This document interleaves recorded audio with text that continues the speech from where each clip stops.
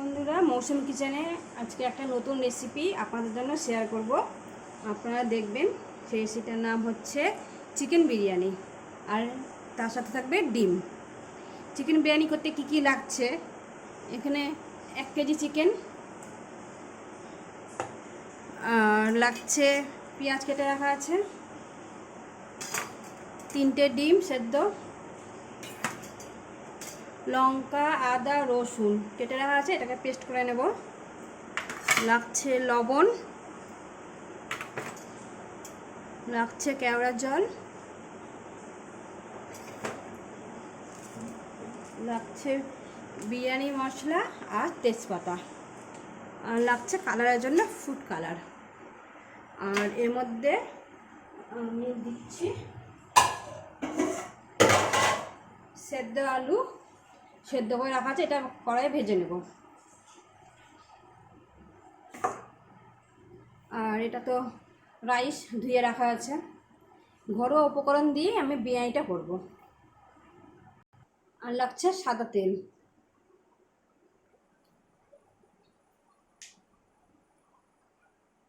এখন আমি চালটা দিয়ে দেবো এর মধ্যে।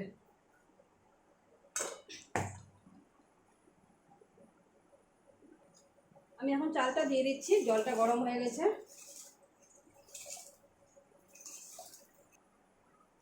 আমি আলুটা ভেজে নেব, কড়াইটা গরম করতে দিয়েছি। আমি আলুটা এখন ভেজে নেব, কড়াই গরম করতে দিয়েছি। এর মধ্যে তেল দিয়ে দিলাম।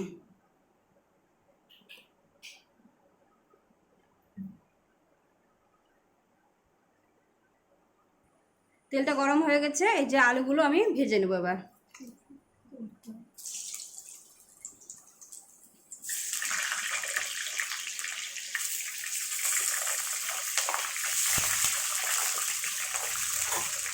আলুগুলো আমি লাল লাল করে ভেজে নেব। এখন আমি একটু ভাতে লবণটা দিয়ে দিচ্ছি, আর একটু সাদা তেল দিয়ে দিচ্ছি এর মধ্যে, যাতে ভাতগুলোতে না লেগে যায়।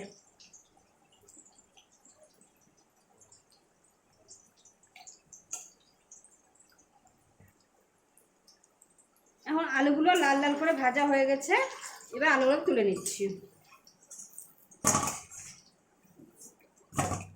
দেখুন কত সুন্দর লাল করে ভাজা হয়েছে। এই যে আলু কত সুন্দর ভাজা হয়েছে। এর মধ্যে এবার আমি চিকেনগুলো ভেজে নেব ভালো করে।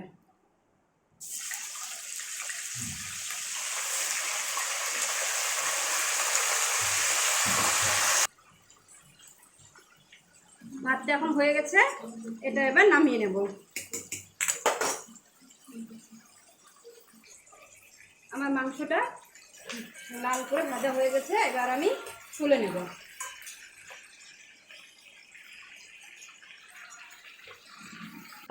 এখন এই ডিমটা ভেজে নিচ্ছি।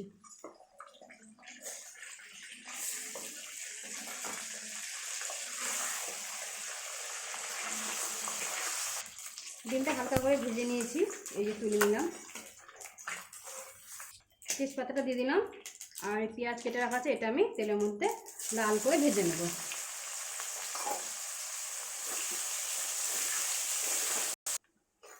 আমার পেঁয়াজটা ভাজা হয়ে গেছে, লাল হয়ে গেছে পেঁয়াজটা।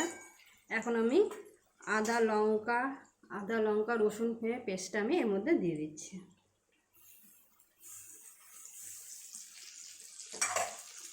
এর মধ্যে কোনো হলুদ করবে না, এটা হলুদ ছাড়াই বিরিয়ানিটা তৈরি হবে।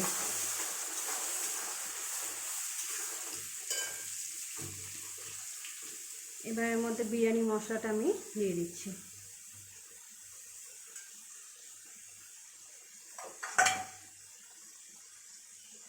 আর পরিমাণ মতো লবণটা আমি দিয়ে দিচ্ছি। এটা ভালো করে কষে নিতে হবে। হয়ে এসেছে, তেল ছেড়ে দিয়েছি। এর মধ্যে আমি চিকেনগুলো দিয়ে দেব। এর মধ্যে কোনো জল পড়বে না, এই মশলার সাথে মাংসটা সেদ্ধ হয়ে যাবে। আর জল যদি দিই এর মধ্যে বিরিয়ানি টেস্ট হয় না। আলুটা পরে দেবো, চিকেনটা দিয়েছি, এখন ভালো করে কষে নিতে হবে। এবার মাংসটা আমি ঢাকনা দিয়ে ঢেকে দেবো 5 মিনিটের জন্য। ঢাকনা খুলে দেখি এবার কতটা হয়েছে।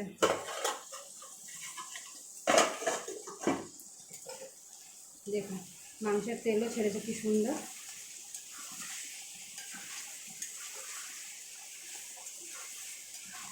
এর মধ্যে আমি একটা জিনিস দেবো, এর মধ্যে কেওড়া জলটা।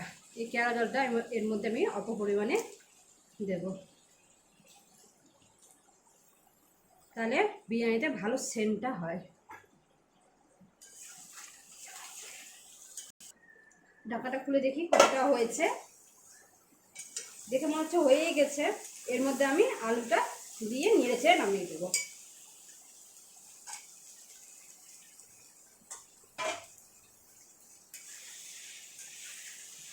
আমার বিরিয়ানির মাংসটা রেডি হয়ে গেছে।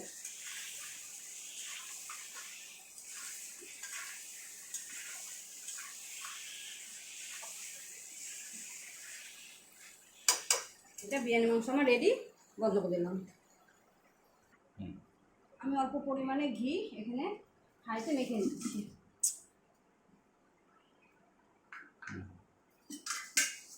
বেশি ঘি দিব না, অল্প পরিমাণে ঘি দিই আমি। এই রাইসটা এর মধ্যে দিয়ে দিচ্ছি।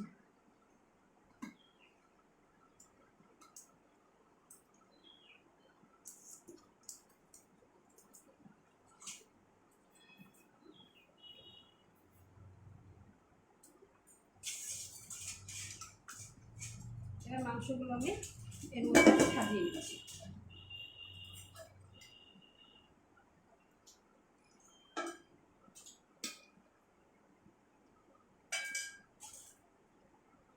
রংটা আমি ফুড রংটা দিয়ে দিচ্ছি।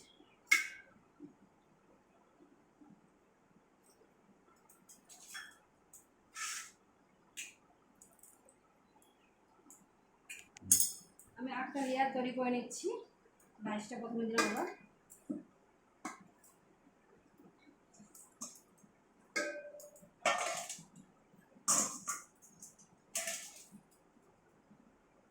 কাঠটা দিয়ে দিলাম।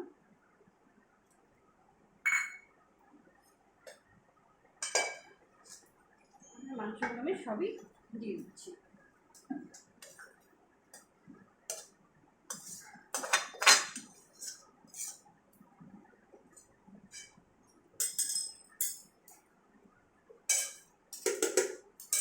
আমি রাইসটাও দিয়ে দিচ্ছি।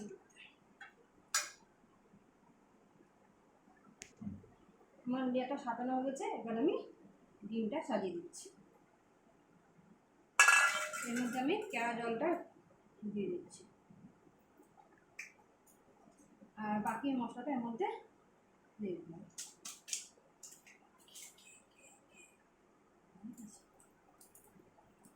এই আটার মেখে রাখা হয়েছে যাতে তোমার সেন্টটা বাইরে না বেরিয়ে যায় দমের। এটা ঢাকনার মধ্যে আমি দিয়ে দিলাম। এভাবে করলে দমে বসাবো তখন সেন্টটা বেরোবে না। এবার আমার বিরিয়ানিটা দমের জন্য রেডি। আমি গ্যাসটা জ্বালিয়ে তাওয়াটা গরম করে নিয়েছি। এর মধ্যে বিরিয়ানিটা আমি 20 মিনিটের জন্য দিয়ে দিলাম দমে। দমে থাকলো 20 মিনিট পর আপনাদেরকে আমি দেখাবো।